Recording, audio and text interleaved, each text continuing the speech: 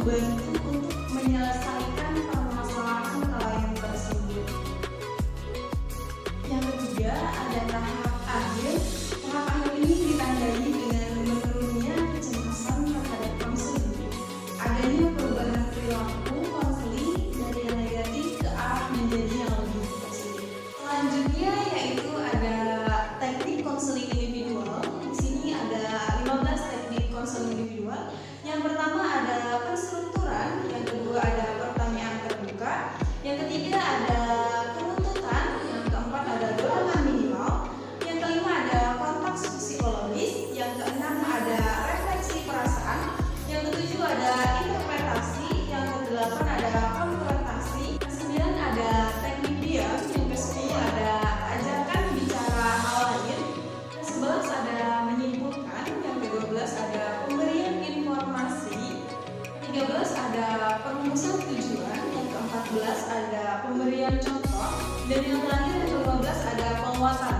Jadi itulah ke-15 teknik dalam konseling individual tersebut. Yang selanjutnya yaitu ada komponen. Komponen dalam bimbingan konseling individual ini terbagi menjadi dua macam. Yang pertama ada komponen konselor, yang kedua ada komponen konseling.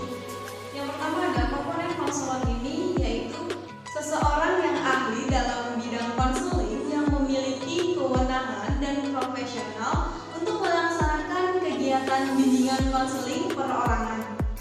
Yang kedua ada konseling atau klien. Konseling atau klien ini adalah seseorang individu yang sedang mengalami suatu permasalahan atau setidaknya ia ingin menceritakan suatu permasalahannya terhadap orang lain. Setelah mendengar apa sih itu bimbingan konseling individu itu, setelah mendengar tujuan, tahap-tahap, teknik dan komponen, di sini juga ada pendekatannya. Jadi konseling individual ini bisa melalui 6 pendekatan. Yang pertama adalah pendekatan psikoanalitik, yang kedua ada pendekatan gestalt, yang ketiga ada pendekatan behavior, yang keempat ada pendekatan humanistik, yang keempat ada pendekatan RTBP, dan yang terakhir ada pendekatan client center. Oke, jadi kita sudah mendengarkan apa itu konseling individual, tujuannya, tahap-tahapnya, tekniknya, komponennya, dan yang terakhir ada pendekatannya. Mungkin itu yang bisa saya sampaikan. Kurang dan lebihnya mohon dimaafkan karena saya masih dalam tahap belajar. Semoga semuanya bisa memahami apa itu konseling individual. Terima kasih. Mohon maaf apabila ada kesalahan. Bila taufiq wal hidayah. Assalamualaikum warahmatullahi wabarakatuh.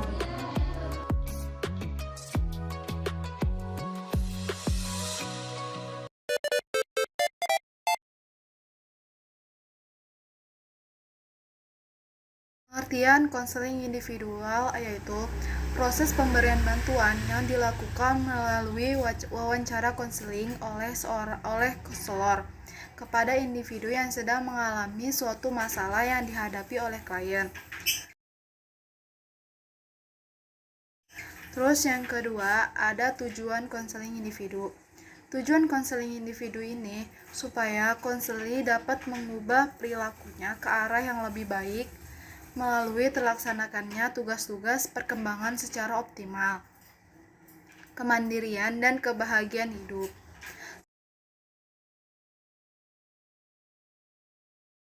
Selanjutnya ada teknik-teknik konseling individual, yaitu ada perilaku attending. Perilaku attending yaitu perilaku menghampiri klien yang mencakup komponen mata, bahasa lisan, dan bahasa tubuh. Terus ada empati.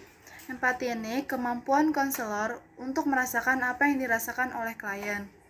Terus ada refleksi. Refleksi ini konselor memantulkan kembali kepada klien tentang perasaan, pikiran, dan pengalaman klien sebagai hasil pengamatan. Terus selanjutnya ada eksplorasi. Eksplorasi ini teknik untuk menggali perasaan atau pengalaman dan pikiran klien. Terus selanjutnya ada menangkap pesan utama. Menangkap pesan utama ini teknik untuk menyatakan kembali inti yang diungkapkan oleh klien dengan teliti. Mengungkapkan kalimat yang mudah dan sederhana. Terus selanjutnya ada pertanyaan terbuka. Pertanyaan terbuka ini memancing klien agar mau berbicara, mengungkapkan perasaan pengalamannya. Selanjutnya ada pertanyaan tertutup. Pertanyaan tertutup ini bentuk-bentuk pertanyaan yang dimulai dengan kata apakah, adakah, dan harus dijawab oleh klien dengan ya, tidak, atau dengan kata-kata singkat. Selanjutnya ada dorongan minimal. Dorongan minimal ini dorongan langsung yang singkat terhadap apa yang telah dikatakan klien dan memberi dorongan singkat seperti oh, ya, terus, lalu, dan selanjutnya ada interpretasi. Interpretasi ini upaya konselor untuk mengulas pikiran, perasaan, dan pengalaman klien dengan merujuk pada teori-teori. Terus ada mengarahkan. Mengarahkan ini mengajak dan mengarahkan klien melakukan sesuatu. Terus selanjutnya ada menyimpulkan. Menyimpulkan sementara. Konselor bersama klien menyimpulkan pembicaraan yang telah dilakukan. Terus selanjutnya ada memimpin. Memimpin ini mengarahkan pembicaraan dalam konseling sehingga tujuan konseling tercapai. Dan selanjutnya ada fokus. Fokus ini membantu klien memusatkan perhatian pada pokok pembicaraan. Terus selanjutnya ada menjernihkan. Menjernihkan ini keterampilan untuk menjernihkan ucapan-ucapan klien yang samar-samar, kurang jelas, dan agak merajuk. Terus selanjutnya ada memudahkan. Memudahkan ini keterampilan membuka komunikasi agar klien dengan mudah berbicara dengan konselor dan menyatakan perasaan, pikiran, dan pengalaman secara bebas. Selanjutnya ada diam. Diam ini konselor menunggu klien yang sedang berpikir sejenak antara 5-10 detik. Terus selanjutnya ada mengambil inisiatif. Mengambil inisiatif ini dilakukan konselor manakala klien kurang bersemangat untuk berbicara, sering diam, atau kurang berpartisipasi. Terus selanjutnya ada memberi nasihat. Memberi nasihat ini jika klien meminta nasihat kepada konselor, konselor harus mempertimbangkan pantas atau tidaknya. Terus selanjutnya ada pemberian informasi. Informasi ini sama seperti pemberian nasihat. Jika konselor tidak mempunyai informasi, sebaiknya dengan jujur katakan tidak mengetahuinya. Terus selanjutnya ada merencanakan. Merencanakan ini, konselor harus dapat membantu klien untuk dapat membuat rencana untuk kemajuan klien. Terus selanjutnya ada menyimpulkan. Konselor membantu klien untuk menyimpulkan hasil pembicaraannya. Terus selanjutnya ada tahap-tahapan konseling individu. Yang pertama, tahap awal. Tahap awal ini ada konselor membangun hubungan konseling yang melibatkan klien. Terus ada keterbukaan konselor, ada keterbukaan klien. Konselor mampu melibatkan klien terus-menerus dalam proses konseling. Selanjutnya ada memperjelas dan mendefinisikan masalah. Terus selanjutnya ada membuat penafsiran dan menjajakan. Terus selanjutnya ada menegosiasikan kontrak. Terus yang kedua ada tahap kerja. Tahap kerja ini isinya yaitu menjelajahi dan mengeksplorasi masalah, isu, dan kepedulian klien lebih jauh. Terus selanjutnya ada menjaga agar hubungan konseling selalu terpelihara. Terus selanjutnya ada proses konseling agar berjalan sesuai dengan kontrak. Terus yang terakhir ada tahap akhir. Tahap akhir ini ada menurunnya kecemasan klien, adanya perubahan perilaku klien ke arah yang lebih positif. Terus yang paling akhir ada mengakhiri hubungan konseling. Terus selanjutnya ada komponen konseling individual. Yang pertama ada konselor. Konselor itu seorang ahli dalam bidang konseling yang memiliki kewenangan dan profesional untuk melaksanakan kegiatan layanan bimbingan konseling individual. Dalam konseling individual ini, Konselor menjadi aktor yang secara aktif mengembangkan proses konseling melalui pendekatan, teknik, dan asas-asas konseling terhadap klien. Dan yang kedua ada klien. Klien itu seorang individu yang sedang mengalami masalah atau setidaknya sedang mengalami sesuatu yang ingin ia sampaikan kepada orang lain. Klien menanggung semacam beban, unek-unek, atau mengalami suatu kekurangan yang ingin ia isi. Semuanya itu agar ia mendapatkan suasana pikiran dan atau perasaan yang lebih ringan. Hidup lebih berarti dalam menjalani hidup sehari-hari. Selanjutnya ada pendekatan-pendekatan yang ada di konseling individual. Yang pertama ada pendekatan behavior. Pendekatan behavior ini pendekatan konseling yang efektif untuk melakukan modifikasi tingkah laku, yaitu menekankan tingkah laku maladaptif dan meningkatkan tingkah laku adaptif. Terus ada yang kedua, yaitu pendekatan RBT. Pendekatan RBT ini pemecah masalah yang fokus pada aspek pikiran, menilai, memutuskan tanpa lebih banyak berurusan dengan dimensi-dimensi pikiran ketimbang dengan perasaan. Terus yang ketiga ada pendekatan Gestalt.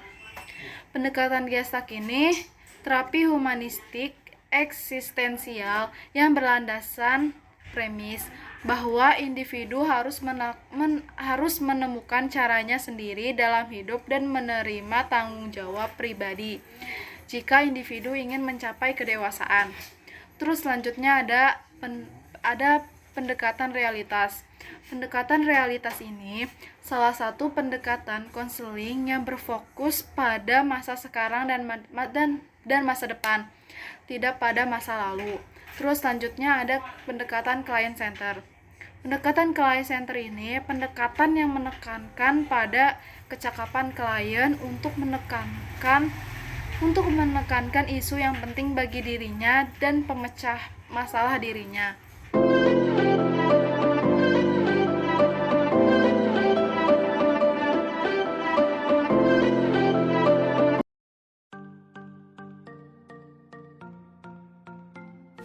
Assalamualaikum warahmatullahi wabarakatuh. Nah, izin memperkenalkan diri. Nama saya Gilang Fajilasa. Saya mahasiswa semester 5 pada jurusan Bimbingan Konseling Islam di kampus UIN SMH Bandung.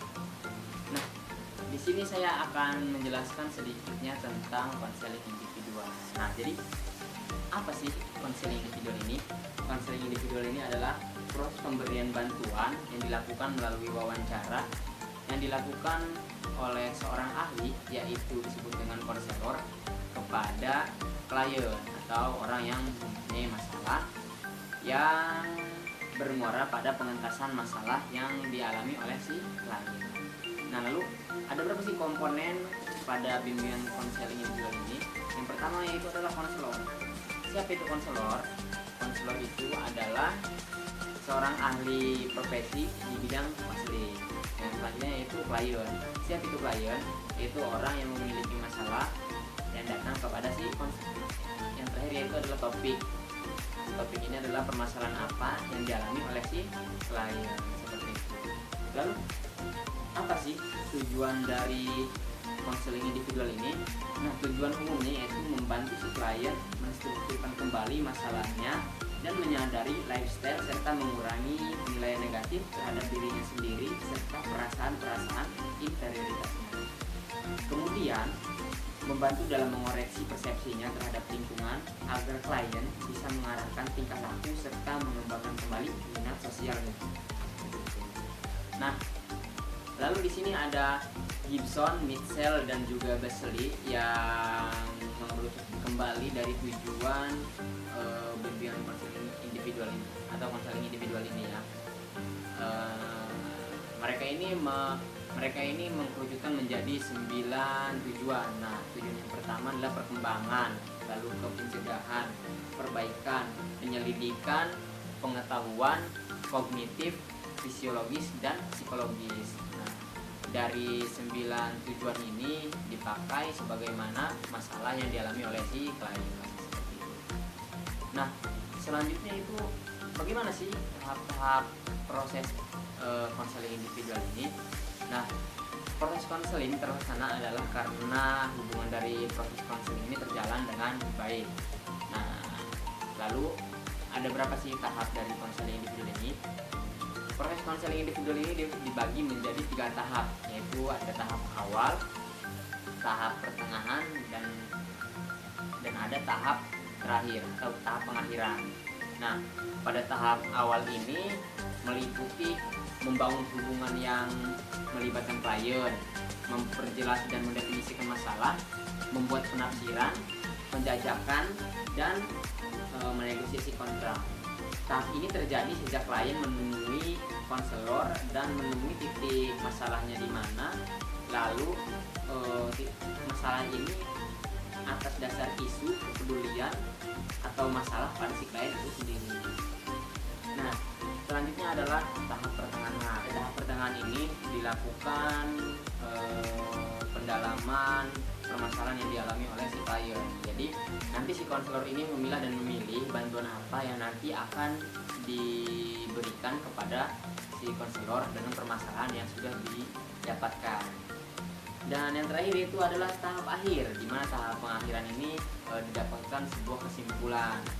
Pada tahap pengakhiran biasanya ditandai oleh kecemasan si klien yang menurun, tingkat kepercayaan yang mulai naik, dan pandangan si klien yang mulai mendapat pandangan baru. Nah, itu dia ketiga tahap yang ada di dalam konseling individual. Lalu pendekatan apa saja sih yang bisa digunakan untuk konseling individual ini? Nah, di antaranya itu ada pendekatan behavior. Nah, pendekatan behavioristik ini adalah pendekatan yang berpacu pada perubahan di alamku. Yang selanjutnya itu adalah pendekatan RBT. Pendekatan RBT ini adalah perubahan mendalam pada area pikiran dan perasaan yang nanti menghasilkan sebuah perilaku baru.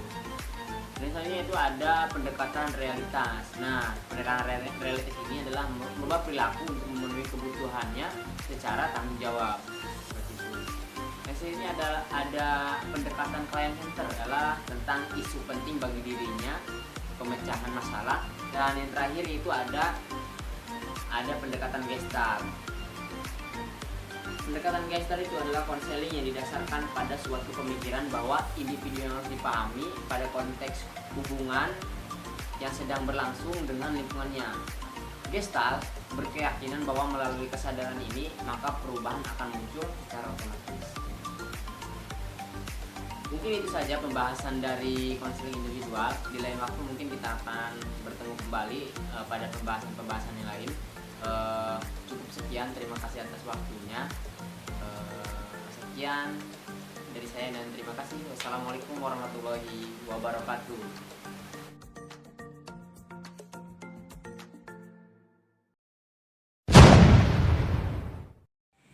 Oke, assalamualaikum warahmatullahi wabarakatuh. Alhamdulillahirabbil alamin. Nama ba'du. Qala rabbi shrah li sadri wa yassir li amri wa hlul 'uqdatam min lisani yafqahu qawli. Bapak, Ibu, saudara-saudari, sahabat yang berbahagia, yang mudah-mudahan selalu diberikan kesehatan yang semuanya rohani Allah Subhanahu wa taala, dan juga mudah-mudahan selalu diberikan kelancaran dalam setiap aktivitas kesehariannya. Amin ya Allah ya rabbal alamin. Oke saudara, sebelumnya perkenalkan dulu, nama saya Heru Himawan. Saya asal Lebak ya.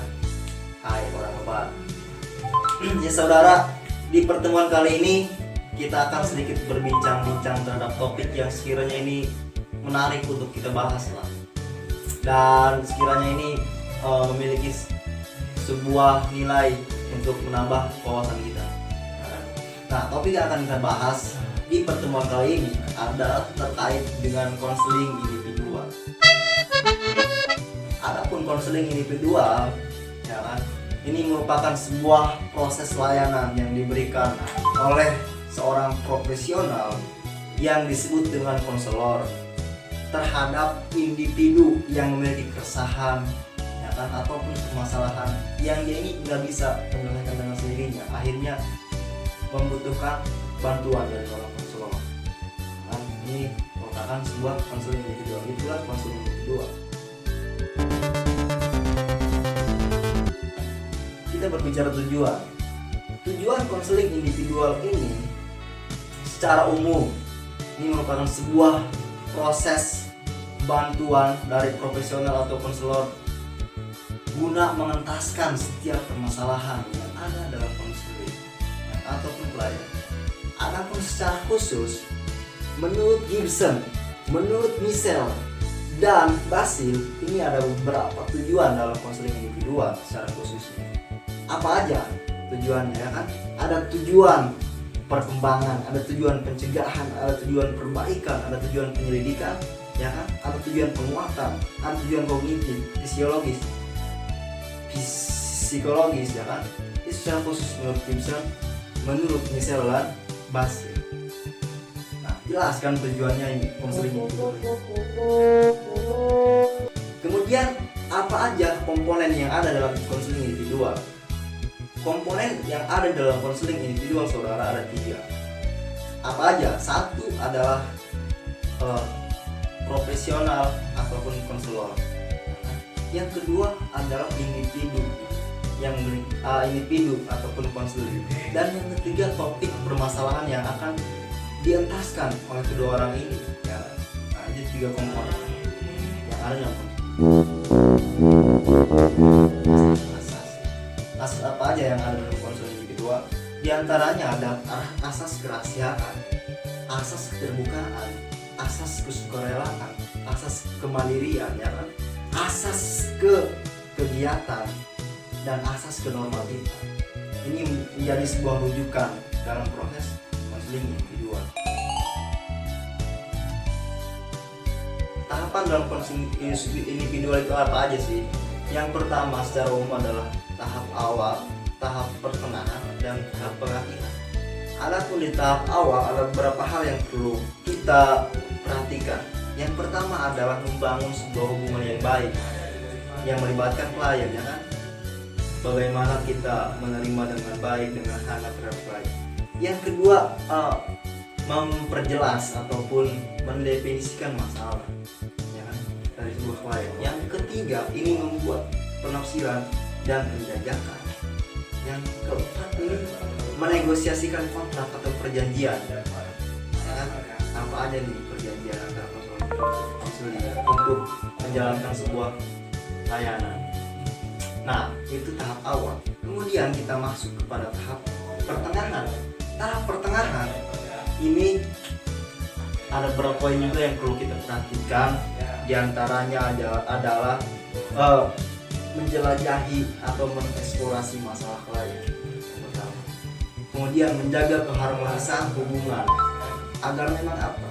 Agar memang konseling ini merasa senang, merasa nyaman ketika memang mengikuti bimbingan, ya kan? Seperti itu.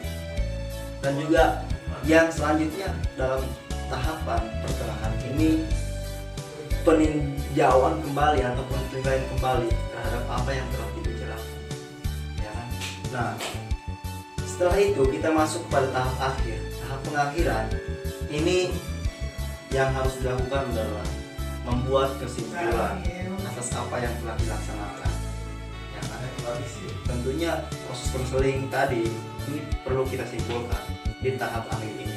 Yang kedua merupakan sebuah penyusunan ataupun langkah-langkah yang telah disepakati tadi, ya kan? Apa aja nih susunan kegiatan yang akan dilaksanakan sesuai yang telah disepakati antara konselor dan konseling.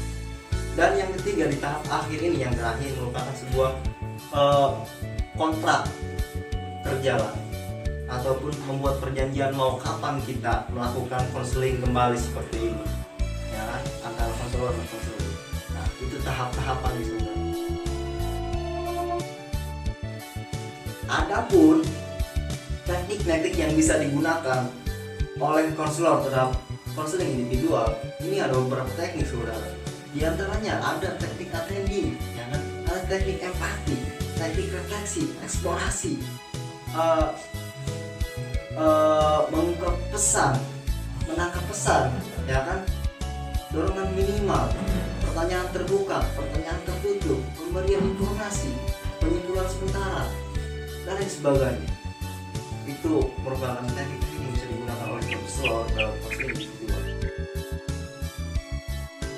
Nah, adapun pada pendekatan konseling individual, apa aja sih pendekatan yang bisa digunakan dalam konseling individual?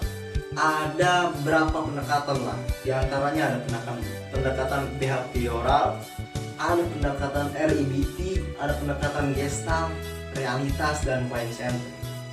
Nah, jadi pendekatan-pendekatan ini yang kita bisa gunakan dalam konseling individual. Oke saudara, sekiranya perbincangan kita ini tidak bisa lama-lama ya, cukup sekian aja.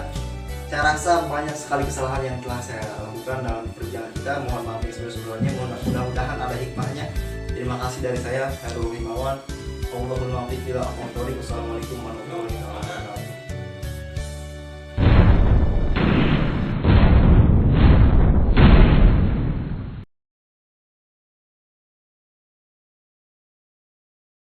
Assalamualaikum warahmatullahi wabarakatuh. Nama saya Rizwan Siroj dengan NIM 1815288. Di sini saya akan mempresentasikan mengenai materi yaitu konseling individual. Yang pertama yaitu pengertian konseling individual.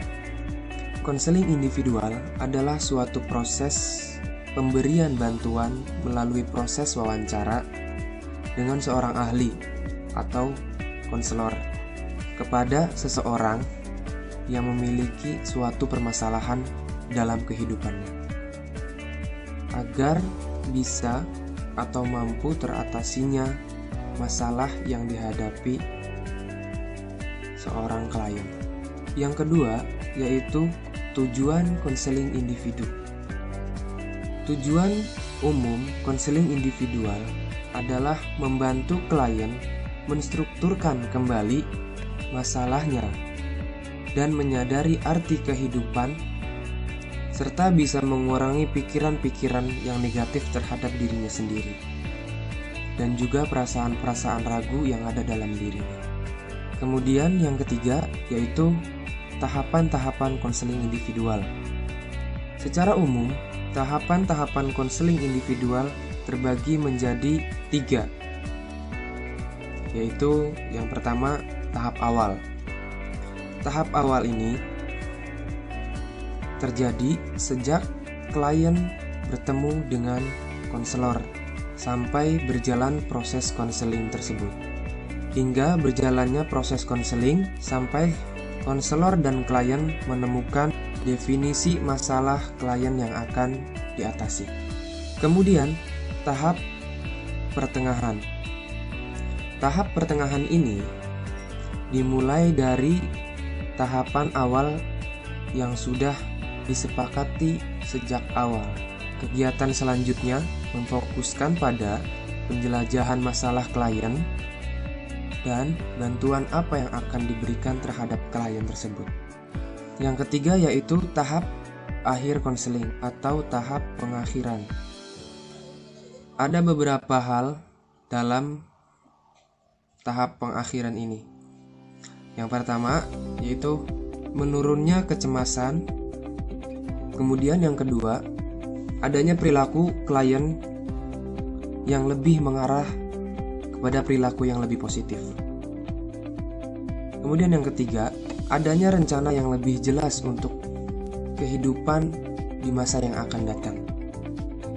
Kemudian yang keempat, terjadinya perubahan yang positif, yaitu mulai dapat mengoreksi diri sendiri atau tidak sering menyalahkan orang lain seperti guru, teman, orang tua, keadaan yang buruk menurut dirinya. Jadi klien sudah lebih realistis menghadapi permasalahan yang sedang dihadapinya, dan dia pun lebih percaya diri akan hal-hal apapun yang terjadi di lingkungannya atau dalam permasalahan hidupnya. Yang keempat, yaitu teknik-teknik yang digunakan dalam pelaksanaan konseling individual. Nah, teknik-teknik ini ada beberapa bagian. Yang pertama yaitu teknik leading atau memimpin. Leading itu adalah suatu teknik memimpin pembicaraan dalam wawancara tersebut sehingga dapat mencapai tujuan bersama. Kemudian ada fokus. Fokus ini yaitu teknik untuk membantu klien memusatkan perhatian pada pokok pembicaraan. Kemudian ada teknik konfrontasi. Teknik konfrontasi yaitu teknik yang menantang klien untuk melihat adanya inkonsistensi antara perkataan dengan perbuatan atau bahasa badan. Kemudian ada teknik menjernihkan. Teknik menjernihkan yaitu teknik untuk menjernihkan ucapan-ucapan klien yang samar-samar, kurang jelas, dan agak sedikit meragukan. Lalu ada teknik memudahkan. Teknik memudahkan yaitu teknik untuk membuka komunikasi agar si klien itu lebih mudah untuk berbicara dan menyatakan perasaan, pikiran, dan pengalamannya secara bebas. Kemudian juga di sini ada teknik diam. Teknik diam itu agar membantu klien untuk berpikir dan juga menunjang perilaku klien agar bisa berpikir dan berbicara lebih bebas. Nah, kemudian ada teknik mengambil inisiatif. Teknik mengambil inisiatif ini adalah untuk membantu klien manakala klien itu kurang semangat untuk berbicara, sering diam, dan kurang partisipatif dalam berbicara. Lalu teknik memberi nasihat.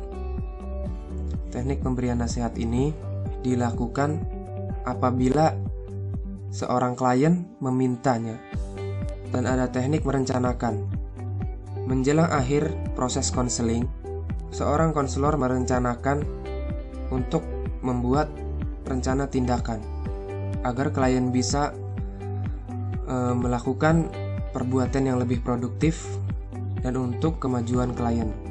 Kemudian ada teknik menyimpulkan. Teknik menyimpulkan ini digunakan untuk menyimpulkan hasil pembicaraan seorang konselor dengan klien menyangkut permasalahan sebelumnya yang sudah dijelaskan oleh klien tersebut. Yang terakhir yaitu pemberian informasi.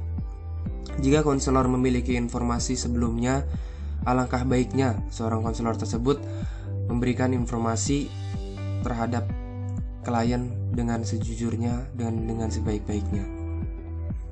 Kemudian kita memasuki yang kelima, yaitu tahapan-tahapan konseling individual. Tahapan-tahapan konseling individual yaitu tahap yang pertama, membangkitkan minat dan membahas perlunya bantuan pada diri klien. Kemudian tahap yang kedua yaitu membina hubungan agar konseli atau klien dengan konselor lebih bisa mengatasi permasalahan tersebut bersama-sama.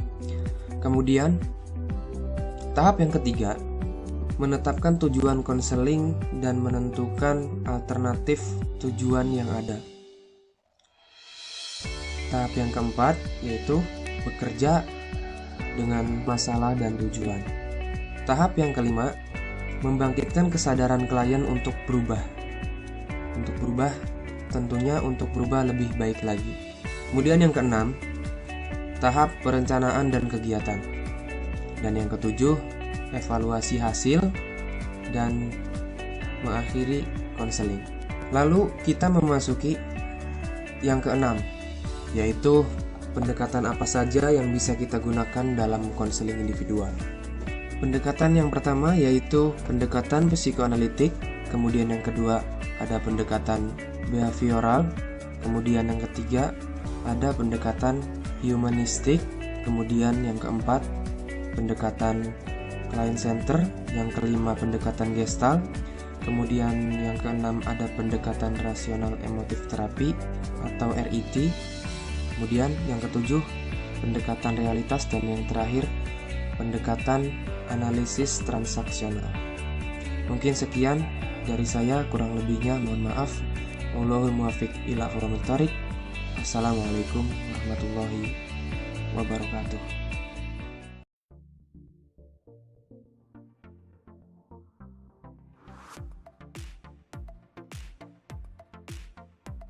Layanan bimbingan konseling individu merupakan proses pemberian bantuan layanan yang dilakukan oleh seorang konselor kepada klien untuk mengentaskan atau menyelesaikan permasalahan-permasalahan yang sedang dihadapi. Dalam bimbingan konseling individu terdapat dua tujuan. Yang pertama adalah tujuan secara umum dan yang kedua adalah tujuan secara khusus. Tujuan secara umum membantu klien menyusun kembali segala permasalahan-permasalahan yang dihadapi serta memberikan gairah atau semangat dan membuka pola pikir atau penilaian negatif terhadap dirinya sendiri. Di dalam layanan bimbingan konseling individu terdapat 3 tahap. Yang pertama adalah tahap awal, yang kedua adalah tahap inti atau tahap kerja, yang ketiga adalah tahap akhir atau tahap tindakan. Teknik yang sering digunakan dalam layanan bimbingan konseling individu meliputi perilaku attending, empati, refleksi, eksplorasi, menangkap pesan, pertanyaan terbuka, dorongan minimal atau dormin, interpretasi, mengarahkan, serta menyimpulkan sementara. Dalam layanan bimbingan konseling individu terdapat 3 komponen. Yang pertama adalah konselor, yang kedua adalah konseli, dan yang ketiga adalah permasalahan yang akan kita selesaikan. Beberapa pendekatan yang bisa kita gunakan dalam layanan bimbingan konseling individu diantaranya adalah pendekatan behavior, rasional emotif terapi, gestalt, psikoanalisis, client center, dan lain sebagainya.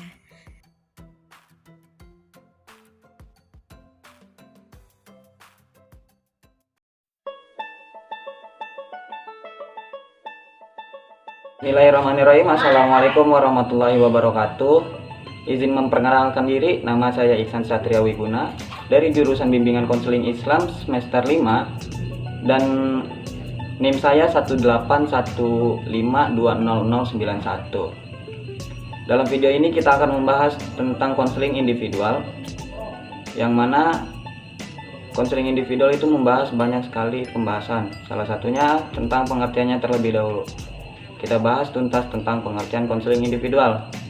Konseling individual merupakan proses interaksi yang dicirikan oleh hubungan yang unik antara guru bimbingan konseling atau seorang konselor dengan peserta didik atau konselinya, yang mengarah pada perubahan perilaku, konstruksi pribadi, kemampuan mengatasi situasi hidup, dan keterampilan membuat keputusan dalam hidup.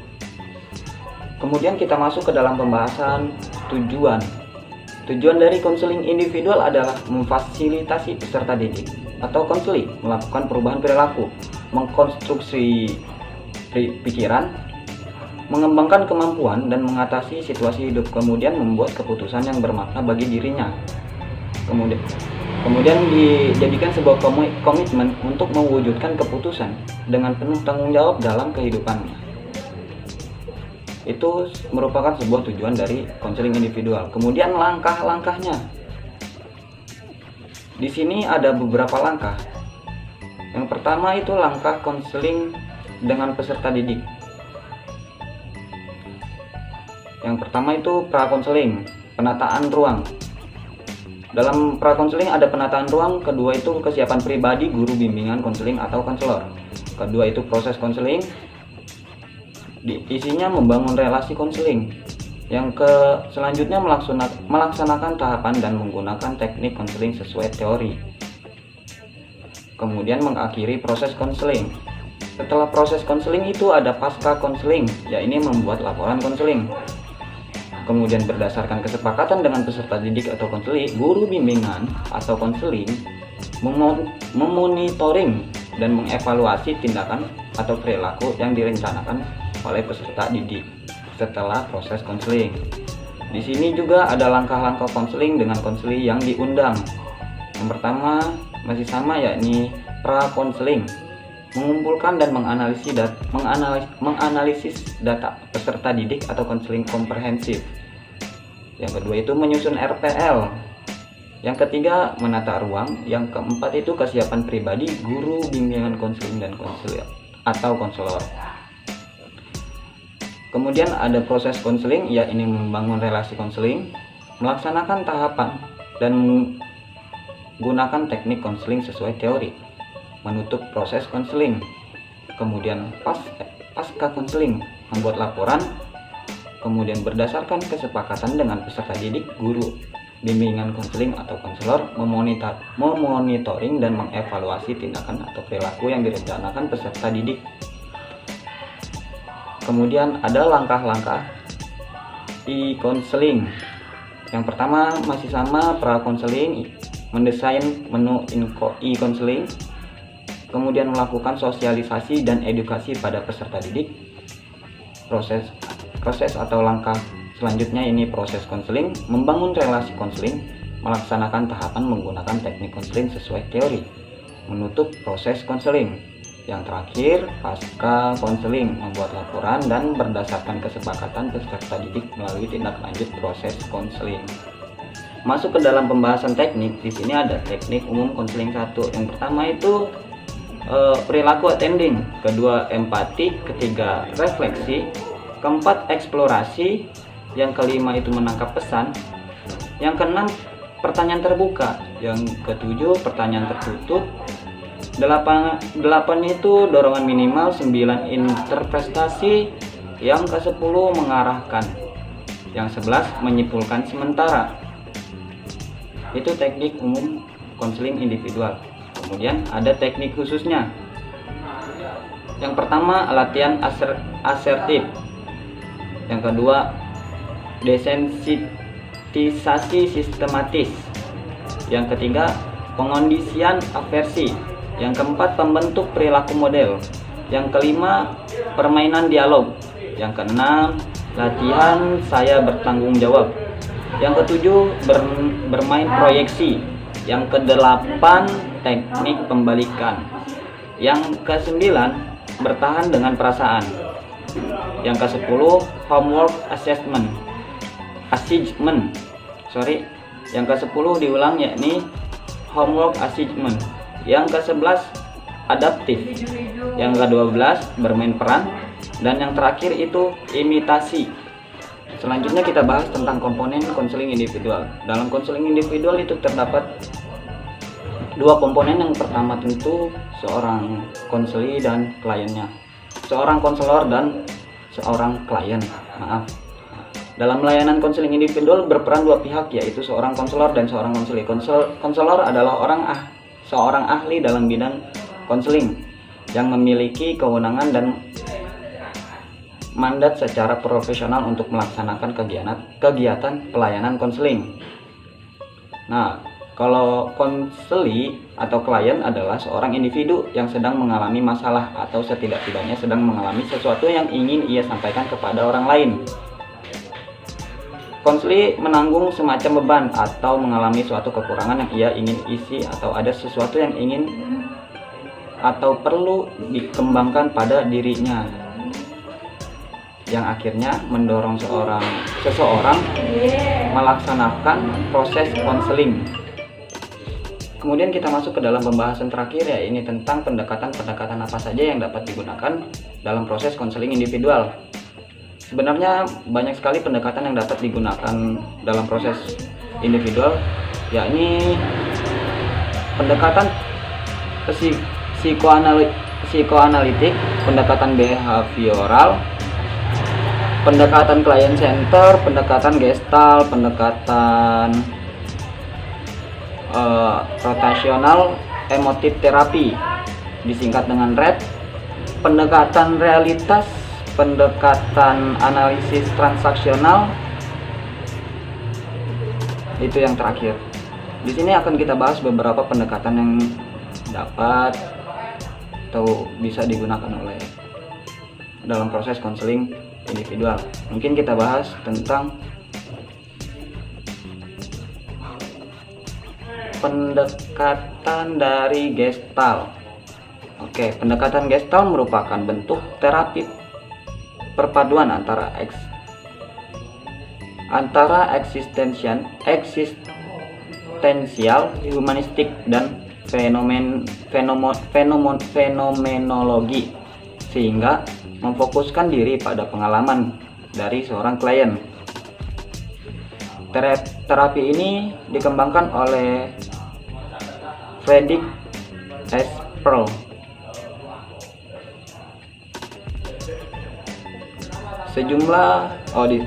Dalam Gestalt menjanjikan suatu uraian rangkaian tentang sejumlah permainan yang bisa digunakan dalam terapi Gestalt, yang mencakup permainan dialog, bermain proyeksi, teknik pembalikan, permainan ulang, permainan melebih-lebihkan, kemudian tetap dengan perasaan. Kita bahas satu pendekatan lagi, yakni pendekatan client center. Nah, pendekatan model ini dikembangkan pertama kali oleh Carl Rogers dengan sebutan client center therapy, yaitu suatu metode perawatan psikis yang dilakukan dengan cara berdialog antara konseli dengan konselor agar gambaran yang serasi antara ideal self. Adapun beberapa tahap dalam konseling terapi client center antara lain yakni client dating. Kemudian situasi konseling sejak awal harus menjadi tanggung jawab dari klien. Untuk itu konselor menyadarkan klien. Kemudian konselor memberikan klien agar ia mampu mengemukakan perasaannya. Konselor harus bersikap ramah, bersahabat, dan menerima klien sebagai mana adanya dari kondisi si klien. Kemudian konselor menerima perasaan klien serta memahaminya. Konselor berusaha agar klien dapat memahami dan menerima keadaan dirinya. Klien menentukan pilihan sikap dan tindakan yang akan diambil. Klien merealisasikan pilihannya. Nah, dari situ di sini merupakan pembahasan terakhir dalam video konseling individual milik saya. Mohon maaf apabila ada kekurangan. Cukup sekian. Wassalamualaikum warahmatullahi wabarakatuh. Alhamdulillahirabbil alamin.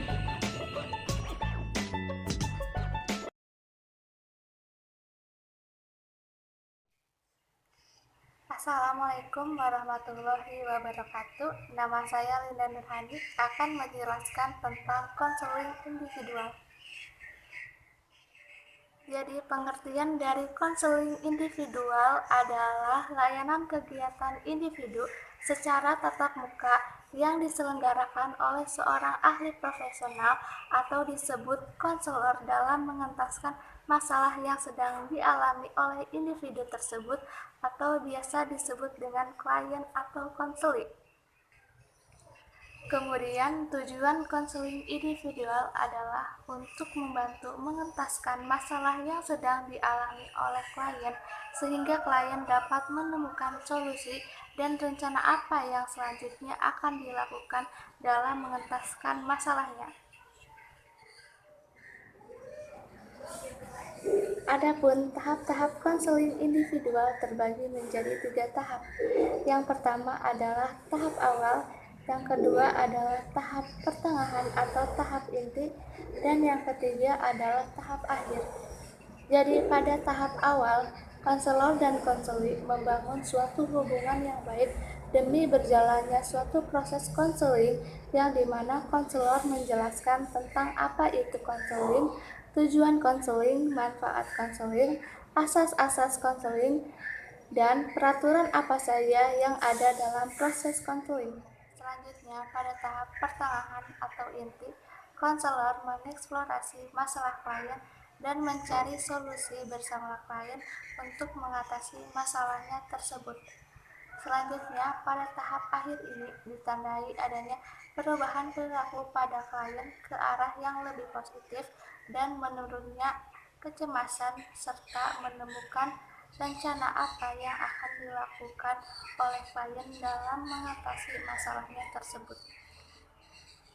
Lalu ada teknik-teknik konseling individual yang terdiri dari 15 teknik. Di antaranya adalah yang pertama penstrukturan, yang kedua pertanyaan terbuka, yang ketiga pertanyaan tertutup, yang keempat dorongan minimal, yang kelima kontak psikologis, yang keenam refleksi perasaan, yang ketujuh interpretasi, yang kedelapan konfrontasi, yang kesembilan teknik diam, yang ke-10 ajakan bicara hal lain, yang ke-11 menyimpulkan, yang ke-12 pemberian informasi, yang ke-13 perumusan tujuan, yang ke-14 pemberian contoh, dan yang ke-15 penguatan. Selanjutnya, komponen konseling individual terbagi menjadi 2 bagian. Yang pertama konselor dan yang kedua konseling. Di sini konselor adalah seorang ahli profesional yang menyelenggarakan kegiatan layanan konseling individu dalam mengentaskan masalah yang sedang dialami oleh klien. Sedangkan klien adalah seorang individu yang mengalami suatu permasalahan dan yang menceritakan atau menyampaikan permasalahannya tersebut kepada konselor. Dan pendekatan-pendekatan konseling individual yang umum sering dipakai ada 6. Yang pertama, pendekatan humanistik, yang kedua, pendekatan psikoanalisis, yang ketiga, pendekatan gestalt, yang keempat, pendekatan client center, yang kelima, pendekatan behavioral, yang keenam, pendekatan realistis. Yang pertama, pendekatan humanistik. Pendekatan ini digunakan pada masalah klien tentang bagaimana klien dipengaruhi dengan maksud pribadi dan menghubungkan pada pengalaman-pengalamannya sendiri. Dan yang kedua, pendekatan psikoanalisis. Pendekatan psikoanalisis digunakan untuk membangun struktur kepribadian yang sehat kembali pada klien. Selanjutnya, pendekatan gestalt. Pendekatan gestalt biasanya digunakan dengan mengadakan kursi kosong yang dimana klien dapat mengungkapkan perasaannya yang telah dipendam, seperti kecemasan, kebencian, rasa sakit hati, kedukaan, kemarahan, dan lain-lain. Dan pendekatan client center, pendekatan ini digunakan untuk menekankan kecakapan klien dalam menentukan suatu masalah yang terpenting bagi dirinya untuk pemecahan masalahnya. Selanjutnya, pendekatan behavioral. Pendekatan behavioral digunakan untuk memodifikasi tingkah laku klien, dalam arti tingkah laku lama diganti dengan tingkah laku baru yang lebih positif. Dan pendekatan realitas digunakan untuk mengarahkan klien agar mampu menghadapi kenyataan dan mencapai identitasnya. Nah, itulah konseling individual yang dapat saya sampaikan. Kurang lebihnya mohon maaf. Terima kasih. Assalamualaikum warahmatullahi wabarakatuh.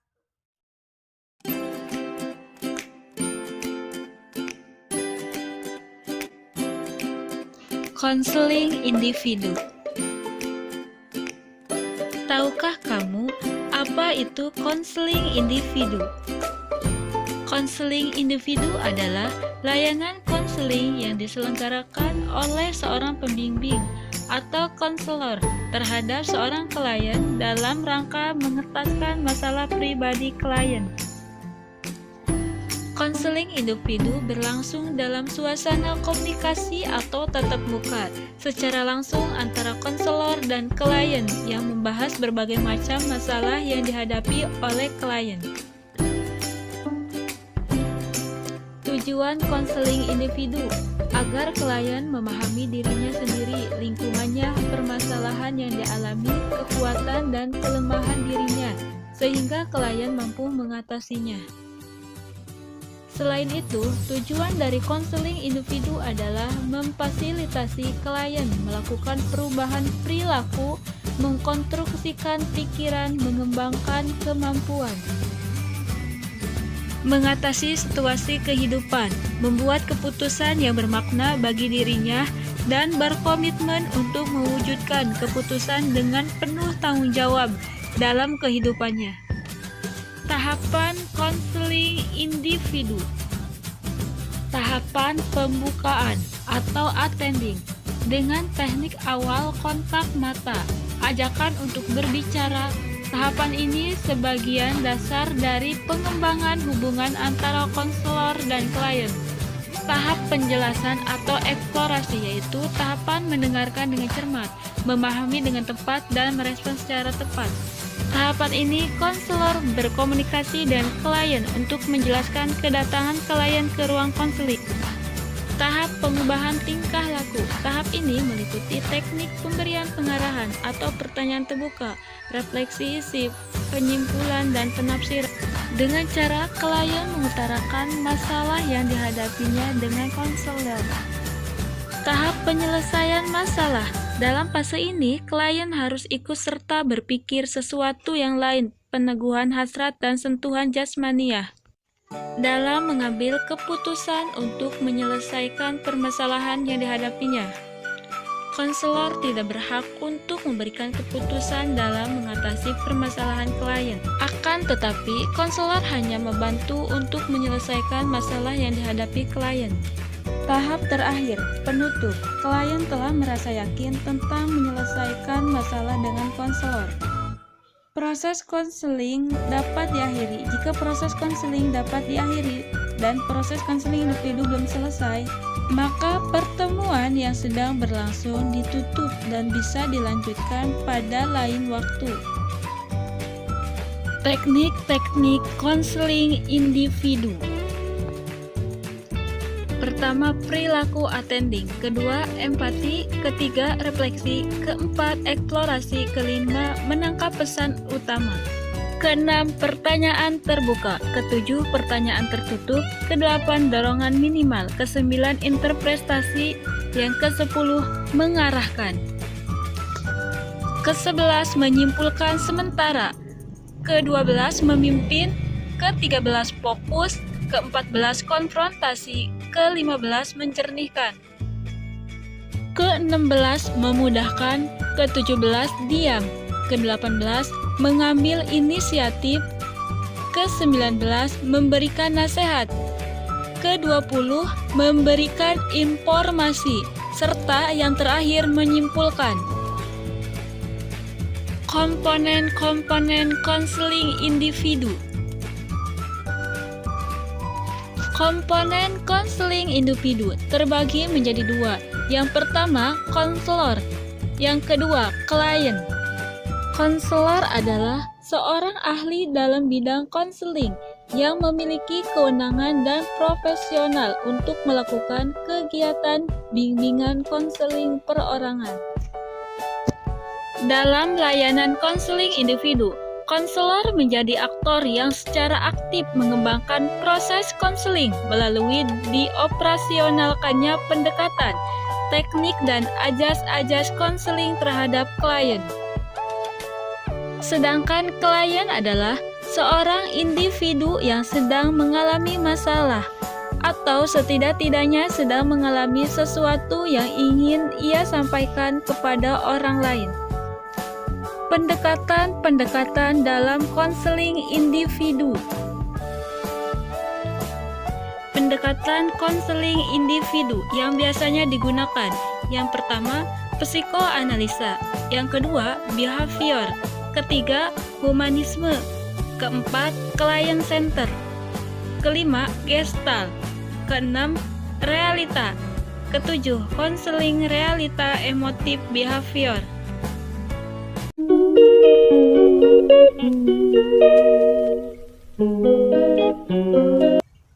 Konseling individual merupakan pelayanan konseling yang diselenggarakan oleh konselor terhadap konseli untuk mengentaskan suatu masalah yang dihadapi konseli. Dewa Ketut Soekardi dan Nila Kusmawati mendefinisikan konseling individual adalah layanan dan konseling yang memungkinkan klien mendapatkan layanan secara tatap muka dengan konselor dalam rangka pembahasan dan pengentasan permasalahan pribadi yang dialaminya.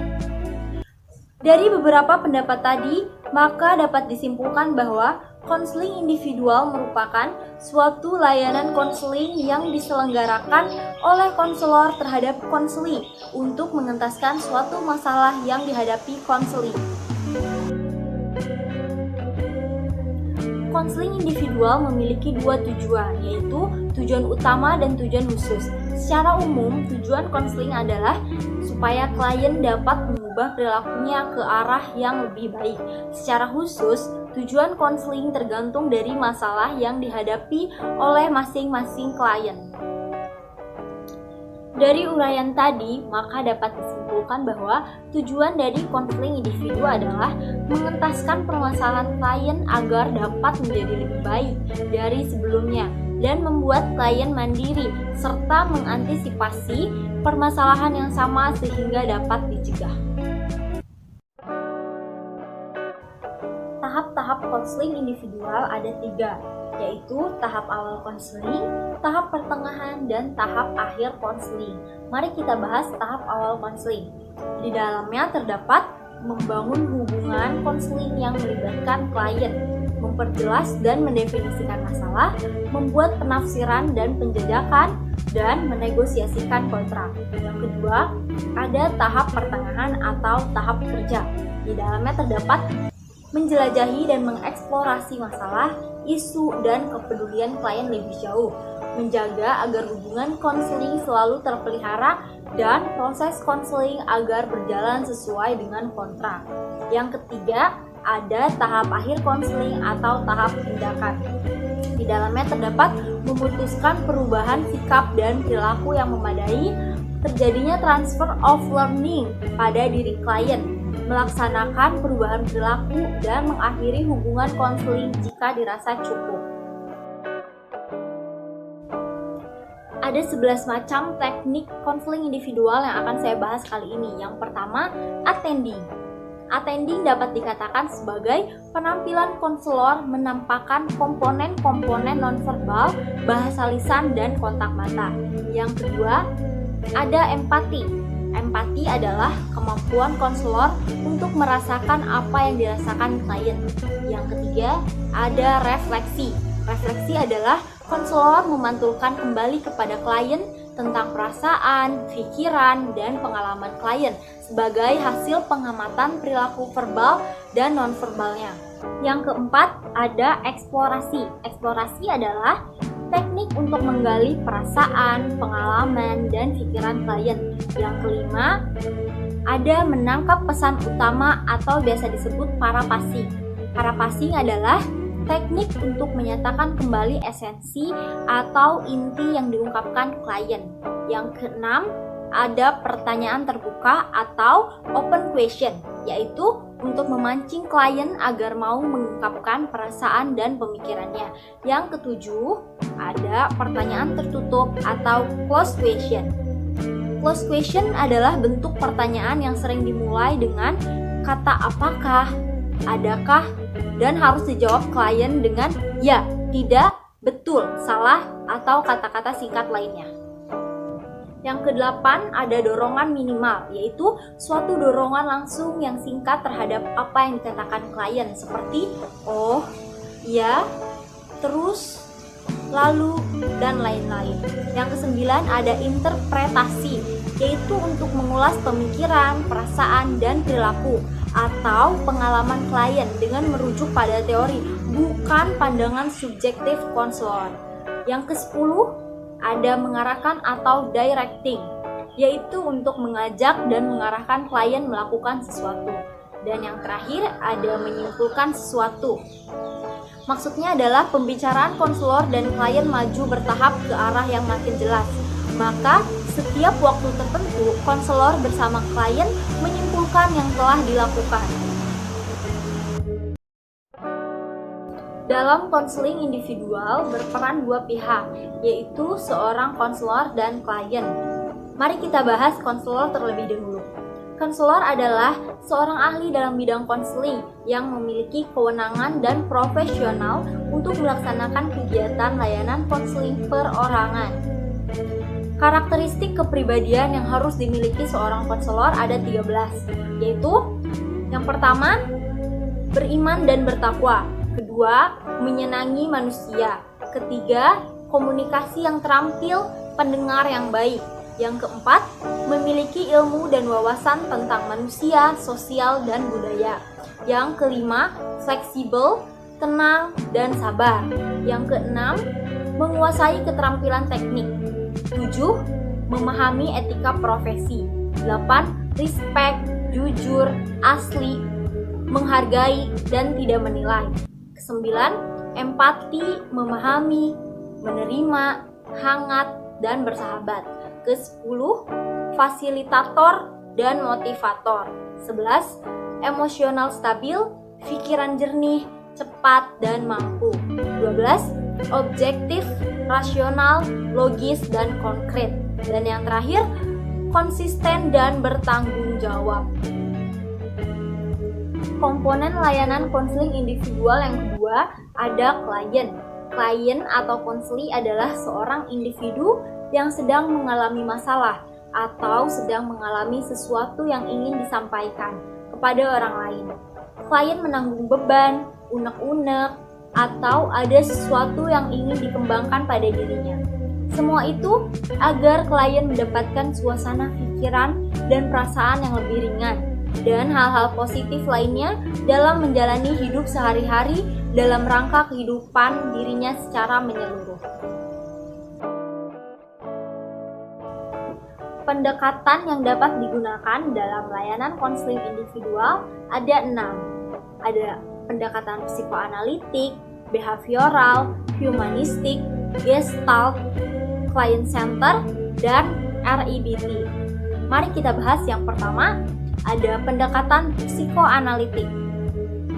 Psikoanalisis diciptakan oleh Sigmund Freud pada tahun 1986. Ia mengemukakan pandangannya bahwa struktur kejiwaan manusia sebagian besar terdiri dari alam bawah sadar, sedangkan alam kesadarannya dapat diungkapkan puncak gunung es yang muncul di tengah laut. Menurut pandangan psikoanalitik, struktur kepribadian terdiri atas id, ego, dan superego. Yang kedua, ada pendekatan behavioral. Pendekatan behavioral adalah penerapan aneka ragam teknik dan prosedur yang berakar pada teori belajar. Dalam kegiatan konseling behavioral, tidak ada suatu teknik konseling yang selalu harus digunakan. Akan tetapi, teknik yang dirasa kurang baik diganti dengan teknik baru. Yang ketiga, ada pendekatan humanistik. Pendekatan humanistik berfokus pada kondisi manusia.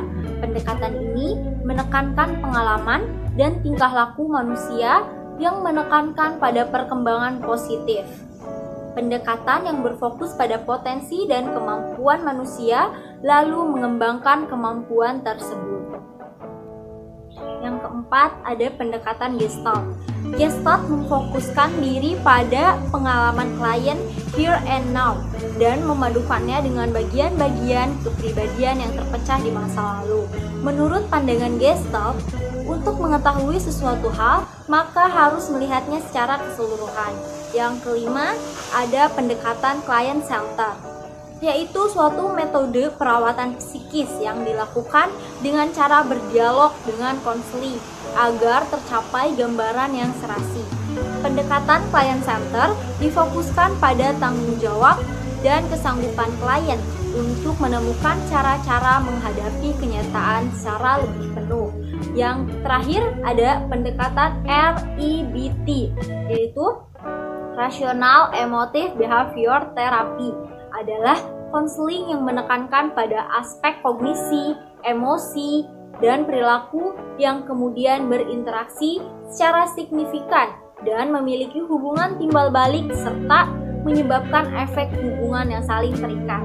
REBT juga memiliki penekanan pada perubahan dari emosi yang tidak sehat menjadi emosi sehat dengan cara mengubah keyakinan irasional menjadi keyakinan yang rasional.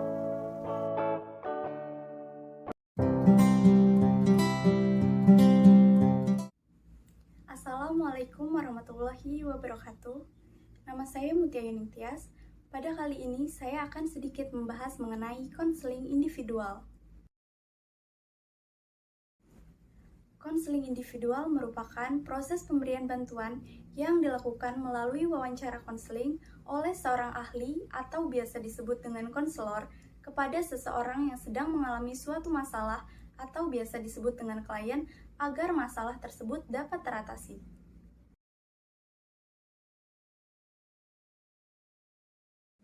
Tujuan dari konseling individual tersebut adalah membantu klien agar terhindar dari pikiran-pikiran negatif yang selama ini dialaminya dan membantu mengatasi masalah yang sedang dialami.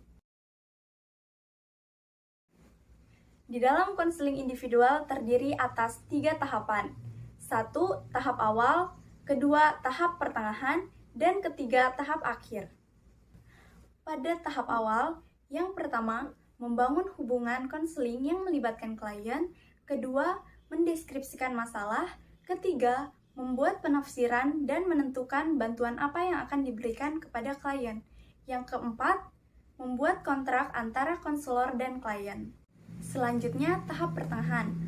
Pada tahap pertengahan, yang pertama, penjelajahan masalah lebih dalam atau eksplorasi. Yang kedua, konselor melakukan reassessment atau penilaian kembali. Dan yang ketiga, menjaga hubungan konseling agar tetap terpelihara. Pada tahap akhir, yang pertama yaitu membuat kesimpulan hasil proses konseling. Yang kedua, menyusun tindakan yang akan dilakukan sesuai dengan kesepakatan pada proses sebelumnya. Yang ketiga, membuat perjanjian pertemuan selanjutnya. Selanjutnya, dalam konseling individual terdapat beberapa teknik. Yang pertama, sikap attending, kedua, empati, ketiga, refleksi, keempat, eksplorasi, kelima, menangkap pesan, keenam, pertanyaan terbuka, ketujuh, pertanyaan tertutup, kedelapan, dorongan minimal, kesembilan, mengarahkan, kesepuluh, menyimpulkan sementara, dan 11, memberi informasi.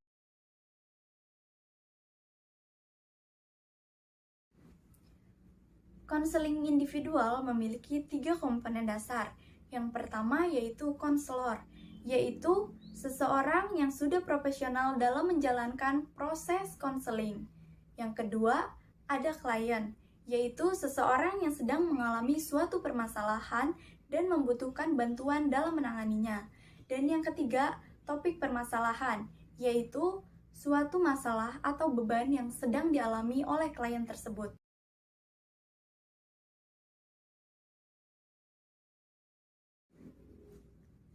Pendekatan yang terdapat dalam konseling individual yaitu behavioristik, REBT, realitas, gestalt, dan juga client center. Cukup sekian pembahasan dari saya, kurang dan lebihnya mohon dimaafkan. Semoga dapat bermanfaat. Wassalamualaikum warahmatullahi wabarakatuh.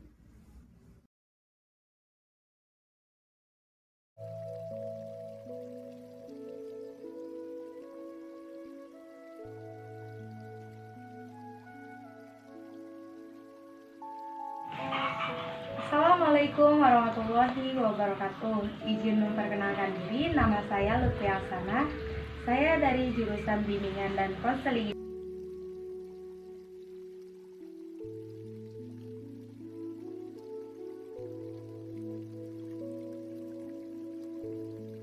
individual merupakan suatu proses layanan pemberian bantuan yang dilakukan oleh seorang yang profesional yaitu konselor kepada individu yang mengalami masalah yaitu klien.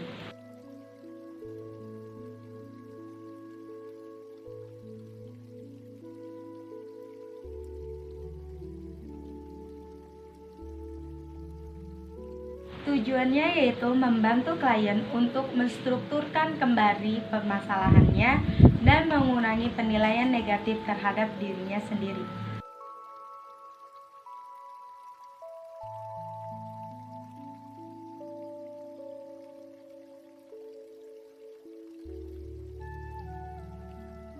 Dalam proses layanan bimbingan konseling individual memiliki beberapa tahap.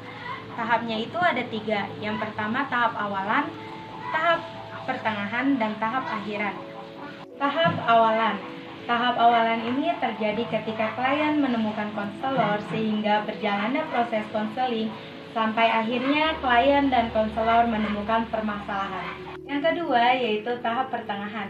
Tahap pertengahan ini menjelajah masalah klien, bantuan apa yang akan diberikan kepada masalah klien sehingga klien mempunyai. Yang ketiga yaitu tahap akhiran. Tahap akhiran yaitu menurunkan kecemasan klien sehingga klien mampu berpikir positif, dinamis, dan hidup lebih sehat.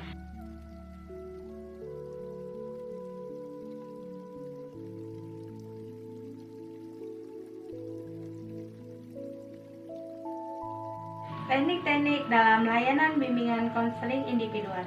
Yang pertama yaitu memimpin, yang kedua yaitu fokus, yang ketiga yaitu konfrontasi, yang keempat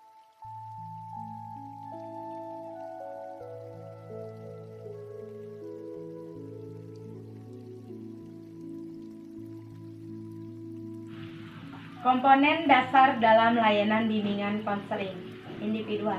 Komponen dasar dalam layanan bimbingan konseling individual itu ada 3. Yang kedua yaitu klien.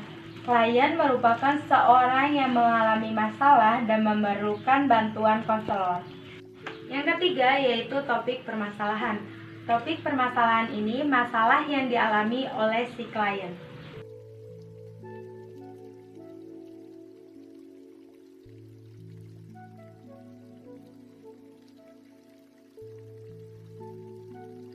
Pendekatan dalam layanan bimbingan konseling individual yaitu pendekatan RIBT, pendekatan behavior, pendekatan realitas, pendekatan client center. Cukup sekian penjelasan dari saya. Saya mohon maaf bila ada salah kata, kekeliruan. Wabillahi taufiq wal hidayah. Wassalamualaikum warahmatullahi wabarakatuh.